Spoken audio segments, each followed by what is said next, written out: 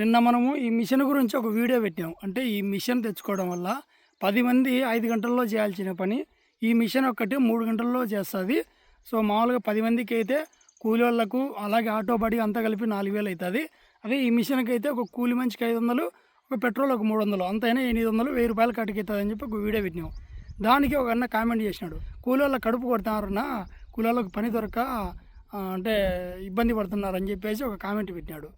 అక్కడ ఈ పక్క కూర్చున్నాడు కదా, అతను వచ్చేసి పాయగుట్టపల్లె, అంటే ఇక్కడ పుట్టపర్తి సత్యసాయి జిల్లా కదా, సత్యసాయి జిల్లా అతనిది. ఇతను రోజు మా ఊరికి కూలోళ్ళు ఒక 15 మందిని ఎక్కించుకొని వచ్చాడు ప్రతిరోజు.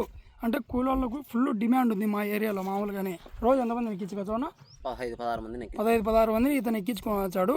సో ఇతనికి మామూలుగా ఆటో బాడీ ఎంత ఎత్తకొచ్చా? 1400. సో ఇట్లా ప్రతిరోజు పిలుచుకొచ్చాడు. ఇలాంటి మిషన్లు ఎన్ని వచ్చినా కూడా మా ఊరికి మామూలుగా నువ్వు రోజు వచ్చావు కదా, మా ఊరంతా కలిపి మిర్చి నాకు తెలిసినంత వరకు ఒక 200 ఎకరాలు ఉంటుంది మిర్చి ఉంటుంది. కూలోళ్ళు ఎంతమంది వచ్చారు రోజు నువ్వు చూస్తున్నావు కదా, రోజు 500 మంది వచ్చినా కూడా తక్కువే మా ఊరికి.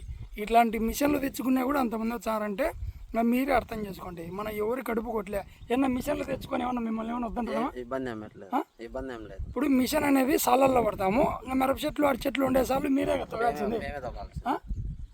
సో తెలియక కొంతమంది కామెంట్ చేస్తుంటారు, అంటే వాళ్ళకు నష్టం కలిగించారు, వీళ్ళకి నష్టం కలిగించారని. రైతుకి ఎవడు నష్టం కలిగించారన్న రైతే నష్టపోతుంటాడు. ఇప్పుడు డీజిల్ పెట్రోల్ మామూలుగా పెరుగుతున్నాయి అంటారు. ఆ భారం అంతా ఎవరి మీద పడుతుంది? ఇలా ఆటో వాళ్ళ మీద ఏం పడదు, కూలోళ్ళ మీద ఏం పడదు, రైతు మీదే పడేది. ఇతను బాడీకి పెంచుతాడు, వాటికి వీటికి 1400 కదా. ఇప్పుడు పెరిగిందన్న 1500 ఇచ్చేవచ్చా, లేకపోతే ఇవి ఉన్నా అంటాడు. అది ఎటు తిరిగి లాస్ట్కి పడేది రైతు మీదే భారం. సో రైతుకే నష్టం ఉంటుంది తప్ప ఎటువంటి లాభం ఉండదు.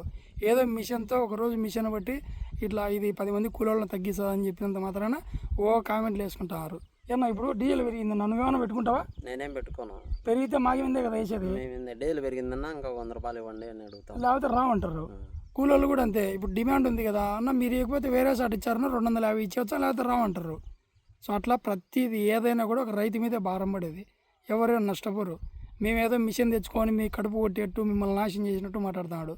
రైతు బాగుంటే దేశం బాగుంటుంది, ప్రతి ఒక్కరు బాగుపడతారు. ఇట్లా ట్రాన్స్పోర్ట్ వాళ్ళు కానీ, పచ్చిమిరపకాయలు కోసే కూలోళ్ళు కానీ, మిరపకాయలు తెగే వాళ్ళు కానీ, గుంటూరులో కమిషన్ వ్యాపారం చేసేవాళ్ళు కానీ, ఈడ కమిషన్ వ్యాపారం చేసేవాళ్ళు కానీ, ప్రతి ఒక్కరు రైతు బాగుంటే అందరూ బాగుంటారు.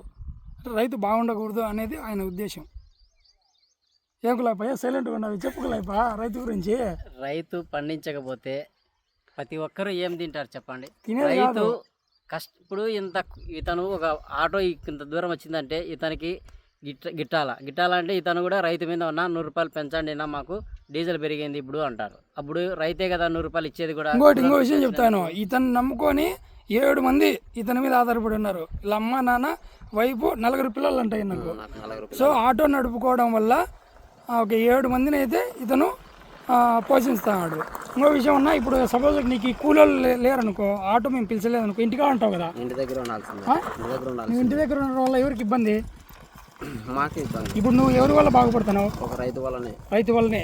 చూసినావా, ఒక రైతు వల్ల ఒక కుటుంబంలో ఉన్న వాళ్ళు 7 మంది బాగుపడుతున్నారు. సో అట్లా మిర్చికి ఇప్పుడు వస్తున్నారు కనీసం 800 మంది బుల్వారాలు, ఆటోలు ఎన్నో వస్తున్నాయి. ఒకసారి చూడండి, మా ఊరికి వచ్చి ఎవరైనా కానీ చూడండి ఎంతమంది వస్తున్నారంటే అంతమంది వస్తున్నారు. వాళ్ళంతా కూలోళ్ళు.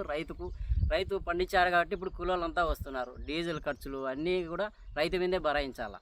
కాబట్టి ఎవరిని ఎవరు తక్కువ చేయొద్దండి, ఎవరికి ఎవరు ఎటువంటి అన్యాయం చేయరు. ఓకేనా? థ్యాంక్ యూ అన్న, బాయ్.